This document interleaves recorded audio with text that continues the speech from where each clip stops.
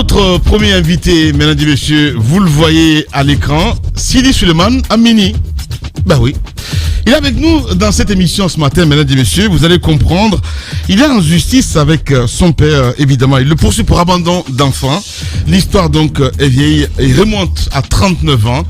Du côté de Farana, en service donc à Farana au début des années 80. Le jeune magistrat, est père d'un garçon qui aurait abandonné dès le berceau. Donc plusieurs efforts pour rabibocher donc le couple et rétablir donc le lien filial aurait échoué. En désespoir donc de cause, le fils décide de recourir aux tribunaux de la République pour obtenir donc la reconnaissance de son père. Mais face aux entraves de l'appareil judiciaire, Mohamed Sidi Ndiaye fait le pari évidemment chez les juges ce matin. Il est avec nous, mon cher Antoine.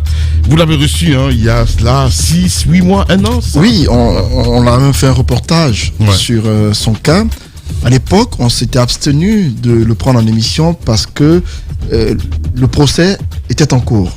Et à l'époque, on pensait qu'il y aurait eu un dénouement afin que chaque partie entre dans ses droits. Des mois plus tard, il nous apprend que tout est bloqué.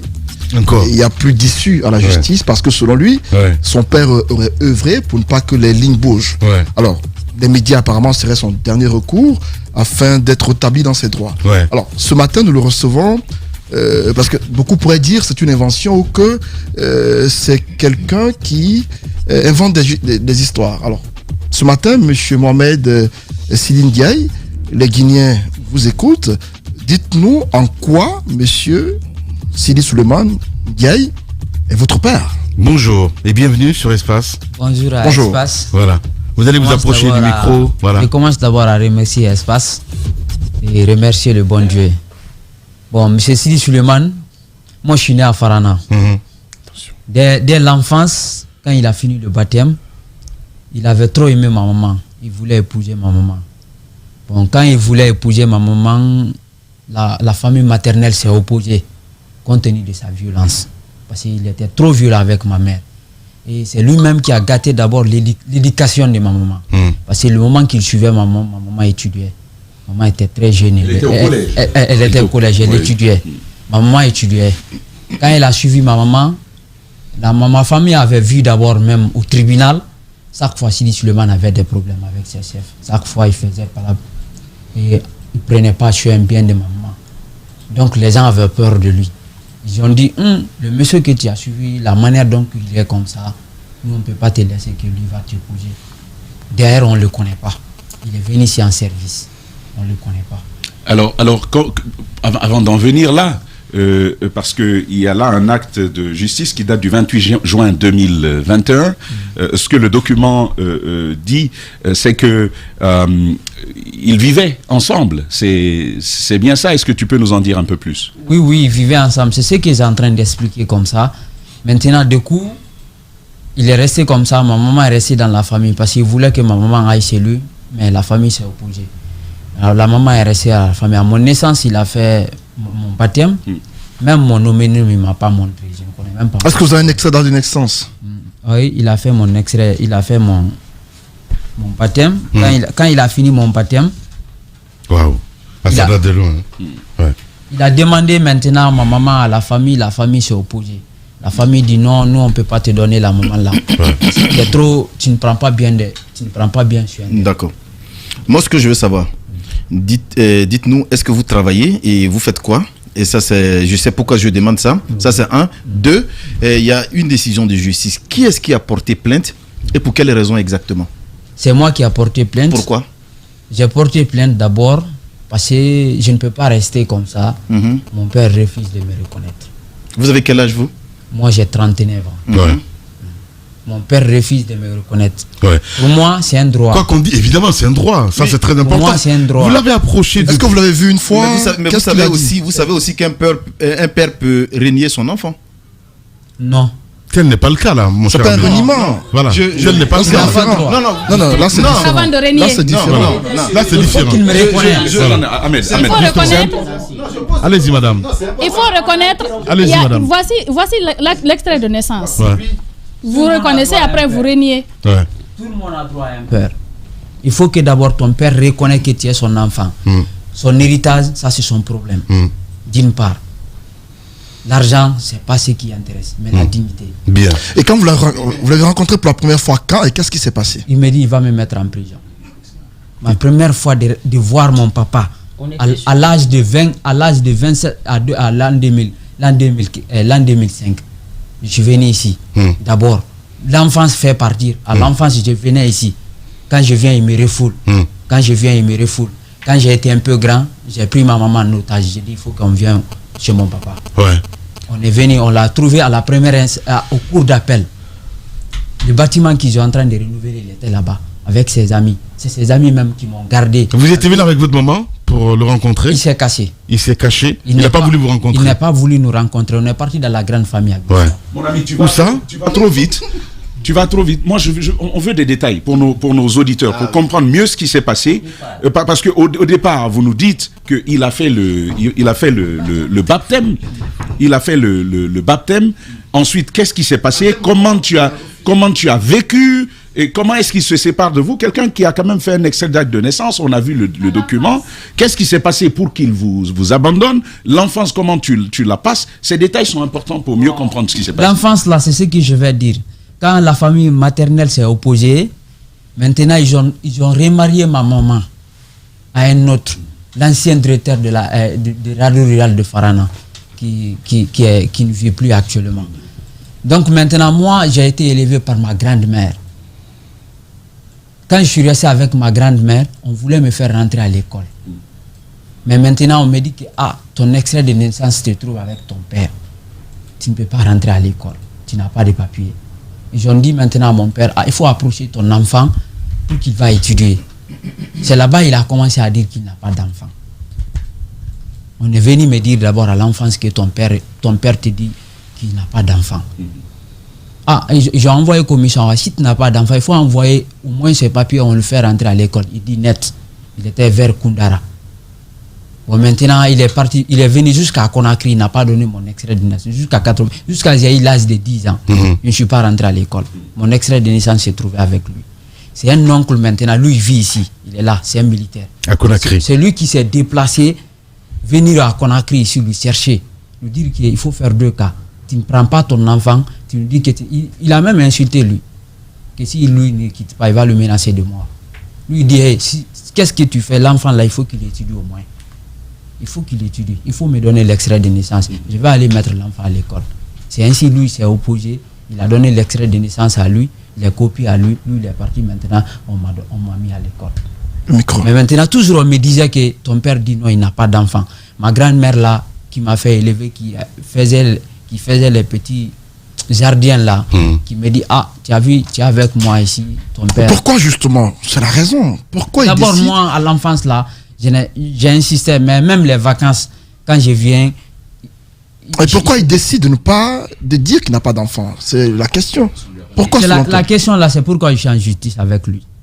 Il faut qu'il m'explique. Qu'est-ce qui s'est passé? Qu'est-ce qui l'a frustré? Rien. Ma maman, on peut l'appeler. Ma maman, qu'est-ce qui l'a frustré pour... Rien. On est parti jusqu'à dans la grande famille. Rien. Moi, tous les problèmes là, c'est commencé là où je l'ai porté plainte quand j'étais à ma plaza.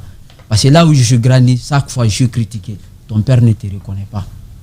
Toi, qui est ton père? Ma maman aussi subit les mêmes torts.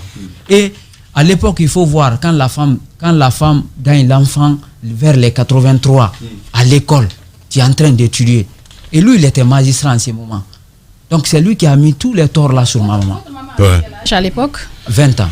Ouais, c'est sur l'acte de naissance, madame, c'est très important. Lui-même, il avait 28 ans. Ouais. Et aujourd'hui, en justice, qu'est-ce qui s'est passé? L'affaire est à quel niveau? Pourquoi pensez-vous que c'est bloqué? Bon, avant la justice, vous nous parliez de comment vous l'avez rencontré ici. Donc vous prenez votre mère en otage et ensuite, qu'est-ce qui se passe? Bon, ici, c'est ce que je vais dire. On m'a déplacé, j'étais à Gérékouré. On m'a déplacé maintenant pour un contrat à Plaza. La maman de Paul Pogba. Vous êtes peintre? Je suis peintre. Je suis venu faire le bâtiment là, j'ai vu votre reporter là-bas qui faisait 48 heures. Ils sont venus pour distribution des chaussures.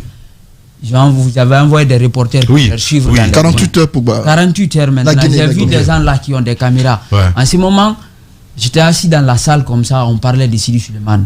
Il avait fait un jugement quelqu'un est resté dans le salon là, il dit, ah, Sidi Suleiman a rendu un jugement là, qu'une femme s'est levée, qui c'est pourquoi Dieu l'a pas donné l'enfant. Moi, je suis resté là-bas, j'ai dit non, Sidi Suleiman a un enfant, j'ai dit c'est mon père. Là-bas, tout le monde s'est étonné, ils m'ont regardé. Il dit, le monsieur là, je ne sais pas quelle infantation il veut faire. Sidi Suleiman n'a pas d'enfant. Tout le monde connaît qu'il n'a pas. Je dis, je jure, c'est mon papa. Je dis, pourquoi je ne m'approche pas de lui? C'est quand je vais seulement, il me refoule. Quand je vais, il me refoule. Je n'ai plus de recours. Et Conakry, moi, je ne connais pas quelqu'un ici. Si ce n'est pas les déplacements là, comme ça, je ne connais pas quelqu'un ici, là où je vais rester pour le suivre. C'est pourquoi les amis là m'ont dit, non, tu mens. J'ai dit, non, je ne peux pas voir quelqu'un comme ça. J'ai dit, c'est mon papa. J'ai dit, c'est le seul papa que moi j'ai dans ma vie. En tout cas, vous avez les mêmes têtes, hein. C'est ainsi maintenant, les amis là m'ont fait énerver. J'ai vu le reporter là, le jeune mince, il est là, je ne connais pas son nom. Je lui ai dit, ah, si tu veux, tu peux m'aider, je vais voir M. Lamine Girassi. Il me dit, ah, pour quel objectif? Je l'ai expliqué, j'ai dit, moi, c'est Sidi Suleiman, c'est mon père. Lui, il me dit, je suis souvent avec Sidi Suleiman, même en te voyant, moi je le reconnais. Lui, il me dit, ah, quand même, je vais tenter de voir, pour que tu vas le voir. Toujours, je n'ai pas resté avec ça. Je suis descendu au tribunal de première instance de Dixine. Je voulais le porter plainte. Quand je vois un avocat de prendre mon dossier, il ne prend pas. Le premier avocat même que j'ai vu, lui-même, il m'a regardé, il dit, tu veux porter plainte contre Sidi Suleiman? Il dit, moi, je ne peux pas prendre ton dossier là. Le monsieur là, moi, j'ai peur de lui. Bon, maintenant, moi, j'ai dit, parce que moi, souvent, je voyais maintenant Maître Béa à la télé. Je connais que vraiment, en le voyant, c'est un bon avocat. Je l'ai cherché d'abord, je n'avais pas les possibilités pour le voir, parce que je ne connaissais pas Conakry très bien. L'avocat là même me dit, ah, celui que tu cherches, il est derrière, c'est Maître Béa. Je suis parti maintenant derrière là-bas, j'ai vu Maître Béa. Quand j'ai vu même Maître Béa, même moi-même, j'étais soulagé d'abord. J'étais soulagé d'abord quand je l'ai vu. J'ai dit, ah, monsieur Maître Béa, je dirais, j'étais en train de te chercher. Les avocats d'ici ne prennent pas mon dossier. J'ai dit, j'ai envie de porter plainte contre mon papa. Il refuse de me reconnaître, catégoriquement. Et même, il me menace même. Quand je m'approche de lui, il me dit, il va me mettre en prison. Si je ne quitte pas, il va me tuer. Il ne m'a jamais dit un mot d'abord, même qu'il peut me soulager. Donc là, Maître B a pris mon dossier ce même jour. Il me dit, où est ton extrait de naissance? J'ai dit, mon extrait de naissance se trouve à Jérécouré. J'ai immédiatement appelé, ils ont mis mon extrait de naissance dans le véhicule. C'est venu. Le micro. Il a porté plainte maintenant. Moi et Maître B, on a porté plainte. Et la procédure est où? Qu'est-ce qui s'est passé par la suite? Bon, Dixine d'abord, on a commencé par Dixine. Dixine, quand j'ai porté plainte là-bas, la dame là, ils l'ont convoqué au bureau. Quand ils l'ont convoqué au bureau, quand il y avait une dame là-bas, ce jour-là. La présidente du tribunal. Ce jour-là, ils ont convoqué au bureau là-bas. Quand il est parti, il était procureur, il s'est assis avec son avocat. Moi aussi, j'étais avec mon avocat. Donc il a dit seulement, c'est lui-même seulement qui a parlé là-bas ce jour. Il a dit, ah, bon, c'est à l'âge là, il est venu. Il dit non, le dossier là, c'est non recevable quoi. Il a parlé comme ça. Qui, ton père? Oui, c'est comme ça, il a parlé. Il t'a regardé dans les yeux? Oui. C'était là. Depuis que moi je suis né, on ne s'est jamais sali. Ouais. Même par main. Jusqu'à l'heure, notre main là. Ouais. C'est pas touché d'abord. Ouais. On n'a jamais fait d'abord 30 minutes assis comme ça, face à face. Donc il a parlé là-bas, il a parlé, le mot qu'il a dit, je n'ai même pas pu parler, j'ai ri une seule fois. Parce que tellement ce qu'il a dit, c'était pas vrai. Il dit que depuis que moi je suis né, c'est à l'âge là, moi je suis venu. Vraiment, je l'ai regardé, j'ai ri, je jure. Je ne pouvais pas garder ce rire-là, j'ai ri. Qu'est-ce qu'il a voulu dire par là? Depuis que vous êtes né, c'est pas vrai. Que vous n'avez pas cherché depuis... À le voir. C'est pas vrai. Ma maman l'a cherché, tout le monde l'a cherché. Ses amis lui ont pardonné, ses amis connaissent. Beaucoup de personnes connaissent à la juridiction même que c'est mon papa. Quand il a parlé ça, moi-même j'ai ri. Je n'ai pas pu parler. Mon avocat a rejeté le dossier et dit il va aller. Donc pour l'instant, il n'y a pas de suite. Bon, quand j'ai parlé là-bas, jusqu'à présent maintenant, ici on a dit, moi et mon avocat, j'ai dit ici là, ça ne s'arrange pas. Comme il travaille ici, parce que c'est pas lui-même qui pétille mon dossier ici. J'ai envoyé le dossier maintenant à Kaloum. Bon, à Kaloum maintenant, actuellement, ça, je peux dire le dossier avec M. Tunkara. Bon, maintenant, chaque jour, on me dit il faut venir. Ils me disent, bon, tout dernièrement, j'ai appris maintenant, il a pris 2 avocats contre moi. Ok. Donc 2 avocats, ils ont dit maintenant le 28 là. Contre toi? Il a pris 2 avocats contre moi. Parce que tu le harcèles, c'est ça? Il trouve que tu le harcèles? Oui, juste pour me neutraliser. Mon papa, tout son problème, c'est pour ne même pas qu'on parle qu'il a un enfant. Parce qu'il a dit à tout le monde qu'il n'a pas d'enfant. Et qu'est-ce que tu réclames aujourd'hui pour être soulagé? Je réclame ma dignité. Ouais. C'est quoi ta dignité? Ma dignité, c'est que lui-même, il dit que c'est mon enfant. C'est tout. On ne jette pas les sangs. Quand j'ai ma dignité d'abord, je suis fier d'abord avec ça. Je peux vivre partout, parce que mes enfants vont me demander un jour, qui était ton père? Il faut que je parle. Oui, évidemment. Ça a 39 ans quand même. Ouais, Ça fait 39 ans. J'ai un enfant. Bah, voilà. Mon enfant a 0 Corée. Ouais. Il va grandir, il va me dire, ah, qui était ton père? Il faut que je m'explique. Si je n'ai pas le droit de m'expliquer, mon enfant même peut me condamner. Mon enfant même peut me condamner de mon histoire. Bien. Merci. Donc je suis derrière lui, il faut qu'il reconnaisse ses faits. Voilà. Et puis normalement, il doit rétablir ma maman dans ses droits. C'est une violence. Il a violé ma maman. On a Je veux violenté. dire. Même pas Oui, c'est une violenté. Hein. Parce que l'État l'a envoyé en tant que magistrat. Il a prêté serment pour aller servir toute une nation. Voyez voir avec Ahmed Sékou Touré comment il était dur. On a cassé le cas de ma maman. Les gens se sont cachés de ça. Sinon, Sidi Suleiman à l'époque, il allait avoir des problèmes avec Ahmed Sékou Touré. Il ne peut pas t'envoyer même c'est pas partout, même là où il est né, en Farana, pour aller gérer les grands problèmes de la nation. Et toi, tu vas, une femme qui est en train d'étudier, qui est en train de préparer son avenir, tu le fais arracher de l'école, au plein sommet de l'école. Elle n'a plus étudier, elle est tombée malade, on s'est moqué d'elle. Ouais. Et puis tu jettes l'enfant là. Bien, on va revenir si vous le voulez bien. Voilà, le temps d'une pause, mesdames et messieurs. La suite de cette histoire, évidemment, avec Mohamed Sidi Ndiaye, évidemment, avec nous dans cette émission Les GG. On revient à 11h. Il se passe dans la vie politique tant d'événements inattendus, bizarres, que la Guinée paraît fumer la moquette. Chez les GG, la politique, vie de société, les grandes gueules, pour l'intérêt de la Guinée. Vous savez ce que moi je fais lecture, c'est mon papa. Mon papa n'a pas de sentiments humains. Si le sentiment manque à quelqu'un, il ne faut pas penser de son bien, même s'il est ton papa. Quelqu'un te donne, ou bien il dit à tout le monde qu'il n'a pas d'enfant. Il laisse un héritage, tu prends ça, les gens vont se moquer de toi. Mais si ton père t'approche, il t'aime, il te donne quelque chose, tu es fier avec. Donc en clair, en fait, c'est juste une reconnaissance que vous cherchez aujourd'hui. Bon, ça. Voilà. L'autre là dépend de si ça trouve qu'il t'aime. Les gens savent que il était d'accord avec son papa. Mais il t'a pas aimé à sa vie. Il veut même pas t'approcher. Toi, tu te bats pour prendre ses biens. Le bien que tu en as n'est pas tellement... Tu n'es pas fier avec ce bien. Je vois. Parce que quand tu passes, les gens vont dire « Ah, lui, jusqu'à son père... Et comment tu vis? Comment tu fais pour vivre? Non, je vis maintenant parce que je suis majeur. J'ai appris un métier, j'ai un peu étudié, c'est pas tellement quoi. Mais je vis... Tu t'en sors. J'ai un petit moto avec moi. Donc, je suis peintre. Ouais. D'accord. D'accord. Allez. Ma maman, elle est commerçante. Mais là où je vous parle, elle est malade. Elle est toujours à Farana? Elle est toujours à Farana. Et vous avez, monsieur Sidi Suleiman Ndiaye, on sait que il est assez solitaire dans son mode de vie. Il n'y a pas beaucoup de personnes autour de lui. Mais est-ce qu'il a des frères? Est-ce qu'il a des sœurs? Est-ce qu'ils sont au courant, s'ils existent, de cette situation? Qu'est-ce qui s'est passé? Je suis parti dans la grande famille. Dans la grande famille, premièrement, ils m'ont accueilli avec ma maman. La famille Ndiaye. Mais quand il est parti dire à la famille de ne plus m'accueillir, parce que là-bas aussi, tout le monde a peur de lui.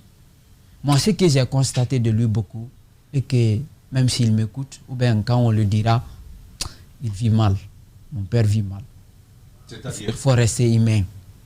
Dans la vie, il faut rester humain. Bien. C'est le conseil que je vais lui donner. Le message est passé. Merci beaucoup en tout cas d'être passé nous voir. On espère en tout cas que une solution sera trouvée évidemment face à cette situation. Merci beaucoup mon cher Ndiaye. Merci d'être passé nous voir. Bon, laissez-moi, je vais remercier mon avocat beaucoup, Maître Béa. Il fait bien son travail.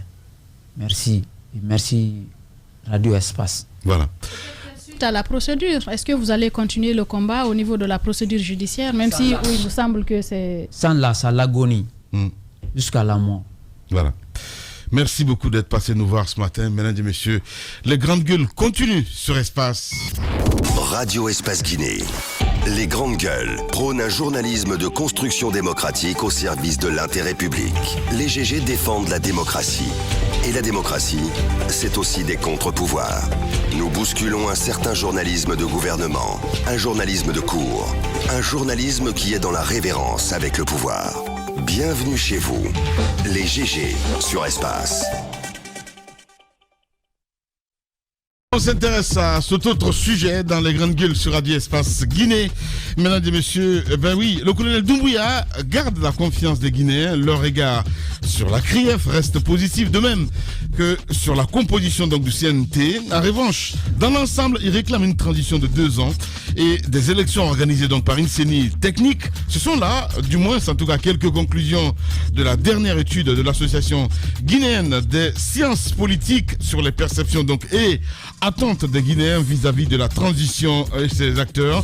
On essaie de comprendre ce matin, mesdames et messieurs, avec Cabinet Foufana. Il faut le rappeler, le directeur exécutif de l'association guinéenne de sciences politiques. Il est avec nous sur ce plateau, vous le voyez à l'écran. On en parle dans un instant. On a écouté, mon cher Ahmed, ce jeune Ndiaye, voilà, à la recherche de son père.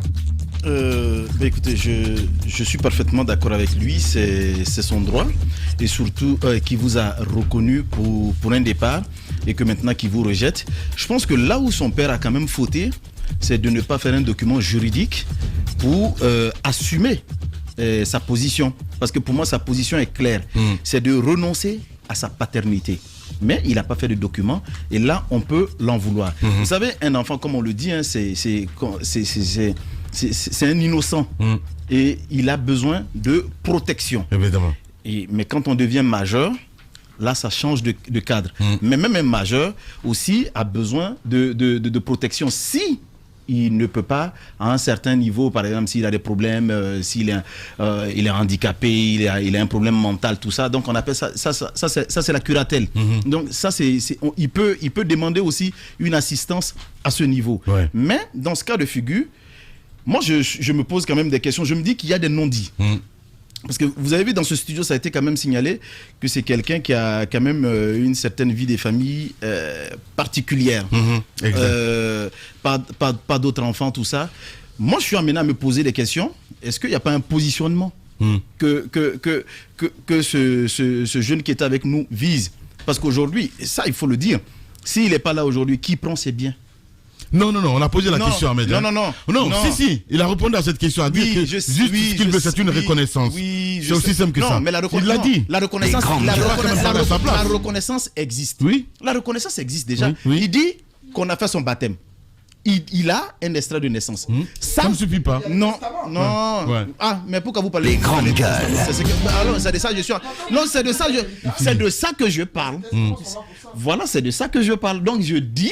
Est-ce qu'il n'y a pas des non-dits? Des doutes. Voilà. Donc, je me dis qu'il y a des non-dits et que ces non-dits-là peuvent peut-être amener quand même ce jeune aujourd'hui à se battre pour qu'il soit reconnu et pleinement par son père afin de pouvoir bénéficier de son héritage s'il n'est plus là. Et aussi, quand on parle c'est vrai qu'il a dit oui, mais on aurait pu mettre son père en prison, tout ça par rapport à sa mère. Je dis non, parce que lui-même, il le signale qu'elle avait 20 ans à l'époque, donc elle n'était pas mineure. Le monsieur avait 28 ans. Voilà, même si elle était encore à l'école, mais voilà, donc ce n'est pas un motif pour emprisonner quelqu'un.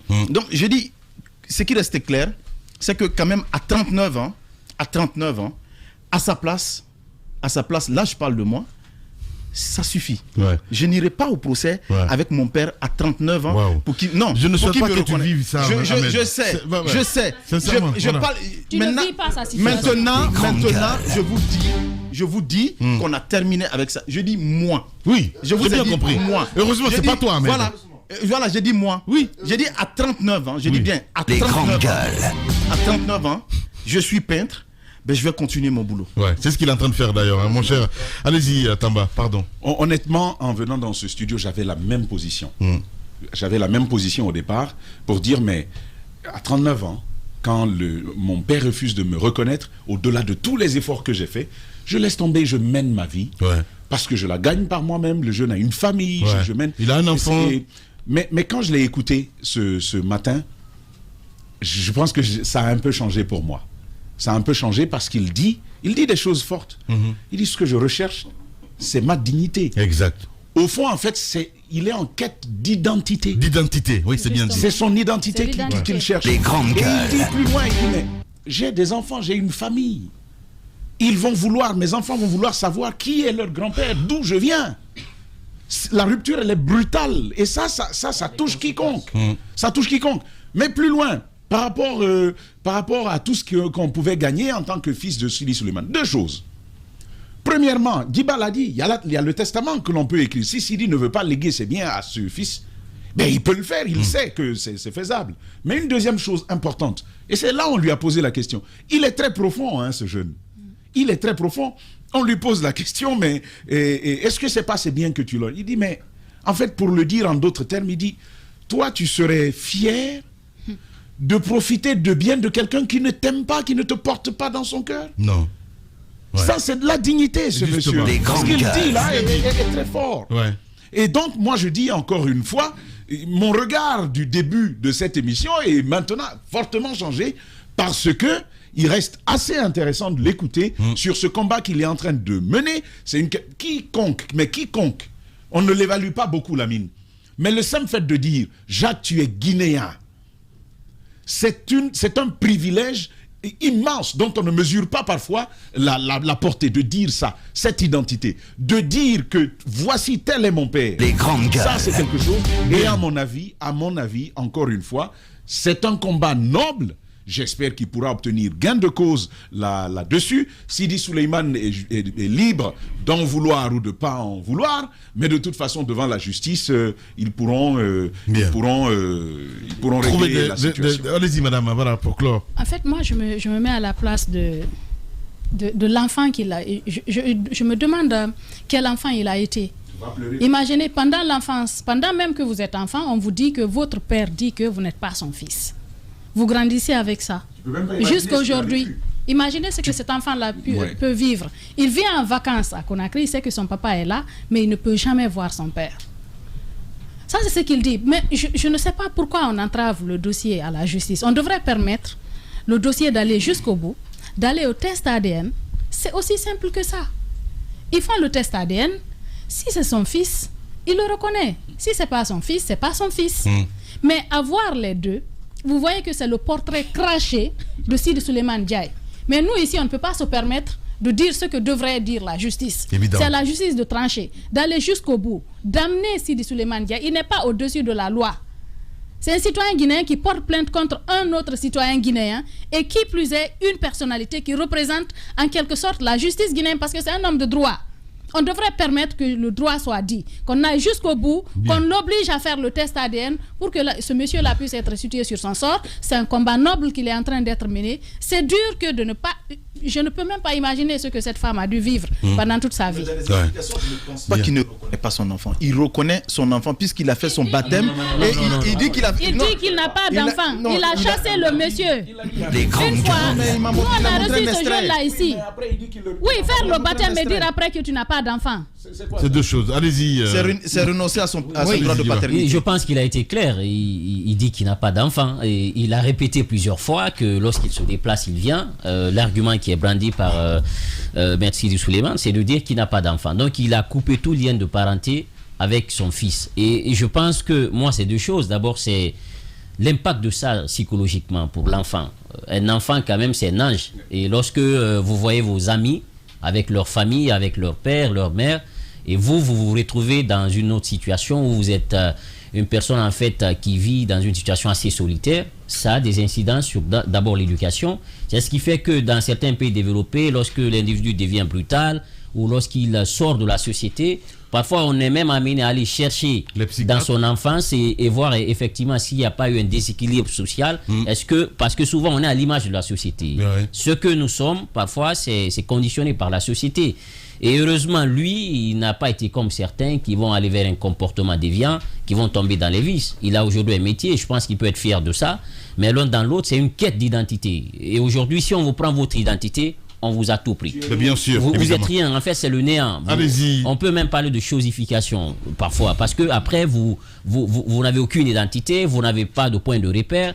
Le point de repère d'un enfant, en premier lieu, c'est son père. Parce que pour l'enfant, son père, c'est un héros, c'est un hors norme, et pour lui, le voir comme ça, je pense qu'il faudrait qu'à un moment donné que la justice, cette justice, on va jamais cesser de le dire, c'est une justice aujourd'hui qui a été à l'origine de beaucoup de choses dans ce pays. Si mon père ne me reconnaît pas, il saura que j'ai une mère. Ahmed, c'est bon maintenant. Non, oui, mais Il saura que j'ai une mère. oui, après, vous ne pouvez pas le comprendre parce que si on transpose les choses, on va vous ne pouvez évoluer. pas comprendre. Allez-y, on a notre invité. Allez-y.